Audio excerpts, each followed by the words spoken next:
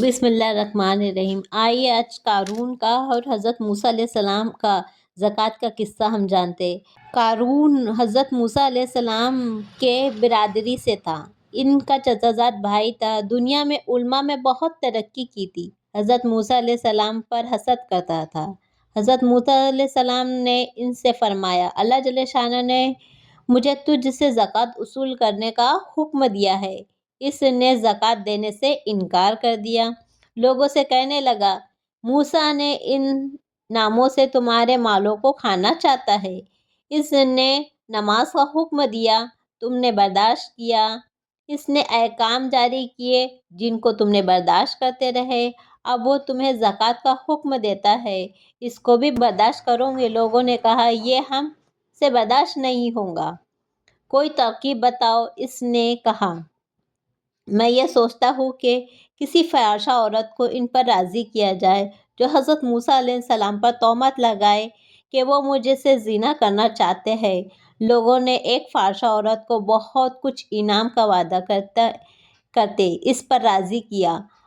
وہ حضرت موسیٰ علیہ السلام پر الزام لگانے اس کے لیے راضی ہوئی۔ پر قارون حضرت موسیٰ علیہ السلام کے پاس گیا اور ان سے کہنے لگا، اللہ تعالیٰ نے جو احکام آپ کو دیے ہیں وہ بنی اسرائیل کو سب کو جمع کر کر سنا دیجیے۔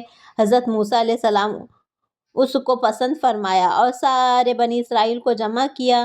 جب سب جمع ہو گئے تو حضرت موسیٰ علیہ السلام اللہ تعالیٰ کے احکام بتانا شروع کیے۔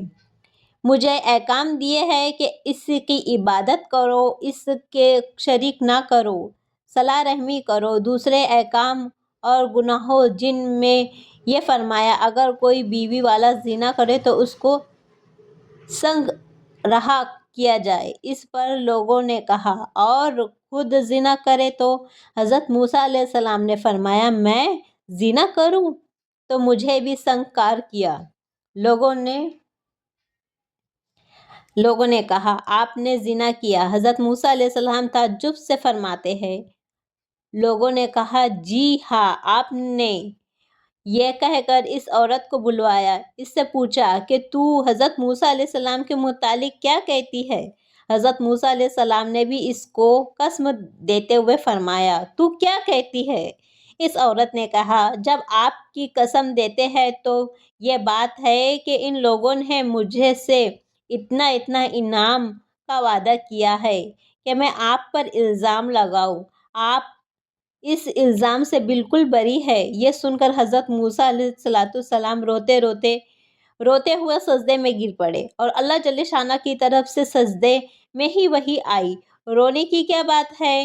تمہیں ان لوگوں کو سزا کے لیے ہم نے زمین کو تسلی دیا ہے، جو تم چاہو ان کے متعلق زمین کو حکم فرماؤ۔ حضرت موسیٰ علیہ السلام نے سجدے سے سر اٹھایا اور زمین کو حکم فرمایا کہ تم نگل جائے۔ ان کی ایڑیوں تک نگلا تاکہ وہ عاجزی سے حضرت موسیٰ علیہ السلام کو پکارنے لگے۔ حضرت موسیٰ علیہ السلام نے پھر حکم دیا کہ ان کو دھسا دے، حتیٰ کہ وہ لوگ زمین تک کے دھس گئے۔ پھر وہ بہت زور سے حضرت موسیٰ علیہ السلام کو پکارتے رہے۔ حضرت موسیٰ علیہ السلام پھر زمین کو فرمایا کہ لے لو، وہ سب نگل گئی۔ اللہ جل شانہ کی طرف سے حضرت موسیٰ علیہ السلام پر وحی آئی کہ وہ تمہیں پکارتے رہے اور تمہیں سے عاجزی کرتے رہے۔ میری عزت کی قسم، اگر وہ مجھے پکارتے اور مجھ سے دعا کرتے تو میں ان کی دعا قبول کر لیتا۔ سبحان اللہ۔